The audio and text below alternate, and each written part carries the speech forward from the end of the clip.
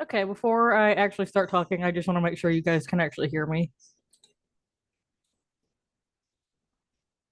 Okay, great.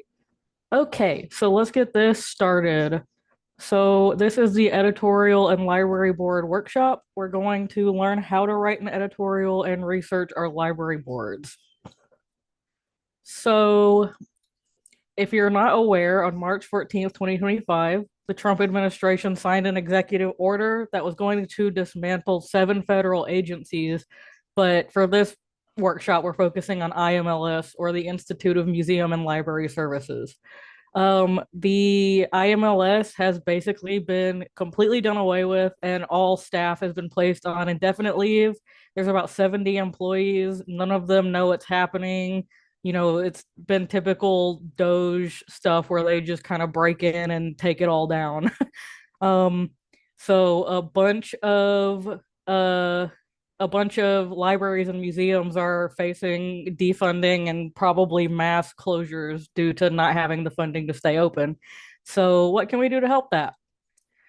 So we should write an editorial if you can. Some newspapers might not accept them, but some do from just random people. You can always call and ask. But I wanted to read this quote from an NIH.gov article called The Art of the Editorial. Traditionally, an editorial offered the readers a unique insight into perspective of the editor writing the editorial to highlight the connections between the papers included in the latest issue of the journal, perhaps linking it to key scientific, policy, or political events in the journal's field. Sometimes the editorial focuses on just one important paper within the journal. Editorials may also focus on hot topics in the field, offering the views and perceptions of an expert writing the editorial on a topic of interest. Occasionally, journals decide on a special issue on a particular topic. This special issue may have a guest editor who also writes the accompanying editorial, sorry, highlighting the theme or themes that link the articles in the special issue. So this is something that we really want to focus on, particularly this political events aspect, since that's what is happening.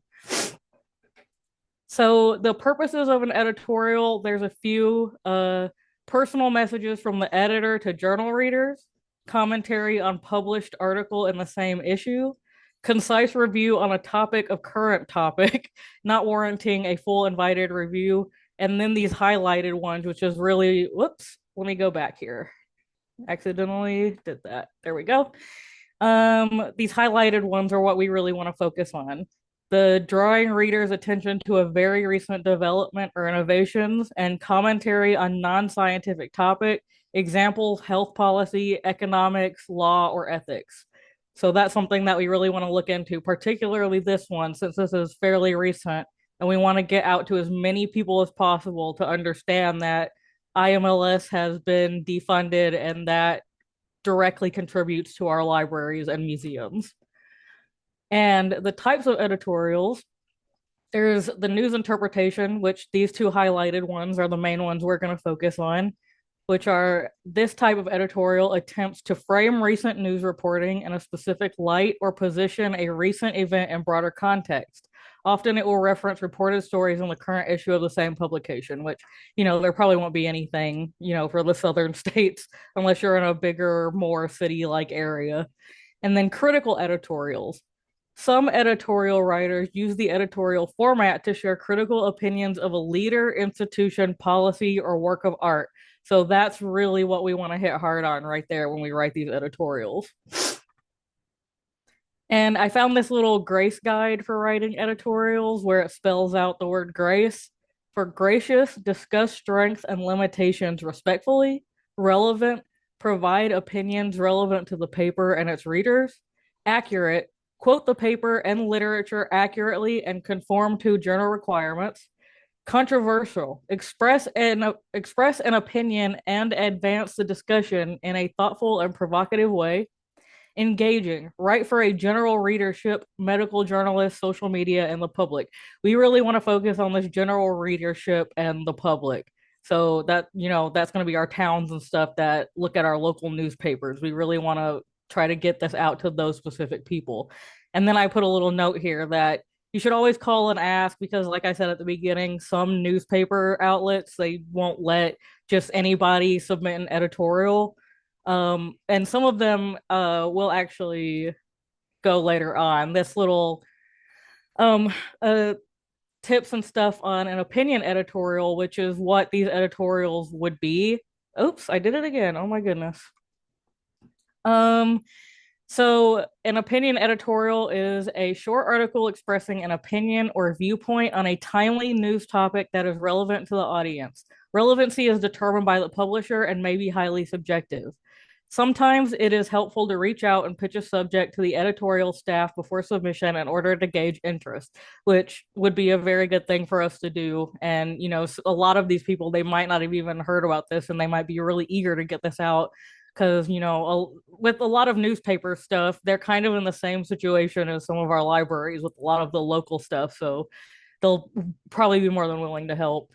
um and then it's got the suggested format and lead introduction stuff here. Like, you want to follow all of this, be sure to check with the publication regarding submission specifics, including word count and the how, when, where to submit. Typically the following format of presentation should follow these sections. Lead/introduction. State your opinion so the reader knows where you stand. Background information. Provide background information on the selected topic and or resources for additional information. Point of view. If you are writing in favor of something, explain your point of view and why you feel so strongly about your position. Opposition point of view. If you are writing in opposition to something, be sure to be clear and provide background information on who and what you are arguing against. Solutions. If you disagree with the current situation, it is recommended to include your specific suggestion for the solution or resolution. Conclusion. Restate your position and why you feel so strongly in a compelling closing statement. And I added this editorial example. We won't be going over it in this presentation because it's just too long for me to sit here and read, but it's from Jobs Won't Solve Homelessness, Housing Can. I put the link here so you can read it for free. This will be downloadable after the presentation so that you can go back and reference it whenever you need to. And now we're going to move on to the library board research, which I use Mississippi because that's where I live. But I just Googled Mississippi Board of Library Directors and it came up. There was a bunch of sites. I found this hyperlink first, but then I went back to try to find more information and found this link through Mississippi.gov. So this is the official Board of Commissioners. And it has a bunch of stuff. It shows who is in the seats, how long they're going to be in that seat, and it also has the next meeting times when all of these people are going to show up for board meetings, and also it has approved board minutes, and I have that shown on the second one. These are all of our library board of commissioners for Mississippi. We actually have a couple of them coming up pretty soon, so if specifically this one, the vice chair, if she doesn't run again, or one of these other people, don't jump in and take it, which they probably will, and then there'll be an open seat. The goal here is that if there are any open seats in your library commission board, we want everyone to go out and check and see if you qualify for that seat, because having people in those seats shows that the library is still, active and they're doing things and they need the funding. And then, like I said, here's the upcoming meetings, board minutes, and then I put a little thing where you can contact. But this is for Mississippi, so if you're not in Mississippi, you probably don't want to contact the Library Board of Commissioners for Mississippi. And then finally, we have this. What else can you do to help? A good goal to have would be to get literally everyone your families, friends, neighbors, whatever you can think of, get them to the library and get them a library card. A lot of libraries, they have to send in things showing how many people are using their services and how many of their services have been used in order to get funding. So we want to basically pad that out as much as possible, even if you don't use it.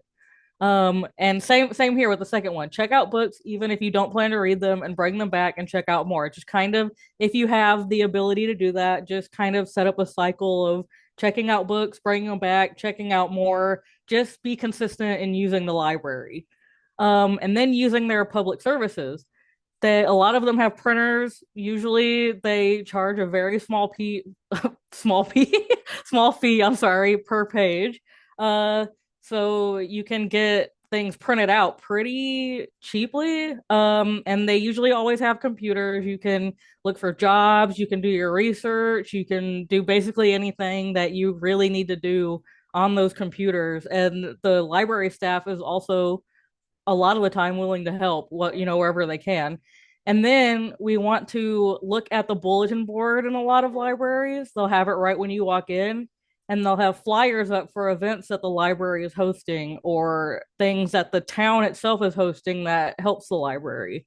And if they don't have any events, which they probably will, but if they don't, we would like people to start hosting events, using that space for things like teaching kids how to read, doing summer programs, teaching people how to use the computer, stuff like that. We just want to use these spaces so that it shows that they're being used and that they're important. And then donate monetarily to your library if you can. I know that's hard for a lot of people right now, but only do that if you can. And if you have any books, old books that you don't read that you're not particularly attached to, give them to the library. They're always accepting new books. They'll either go on their shelves or they'll put them in their pile for people to come in and take home themselves for them to have. Um, and then, excuse me. And then finally, you want to go to this link right here, this ALA.org. This will tell you a lot of stuff about what is happening with IMLS and library funding in general.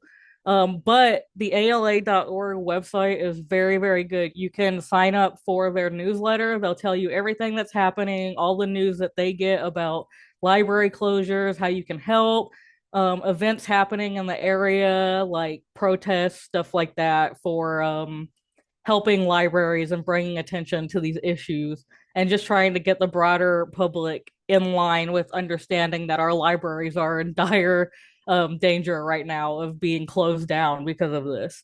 And then the last thing, it's really just research what you can do to help.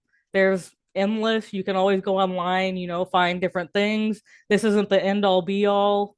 There's a bunch of libraries, a lot of libraries, local ones have their own websites where they talk about things. So you can go there and look.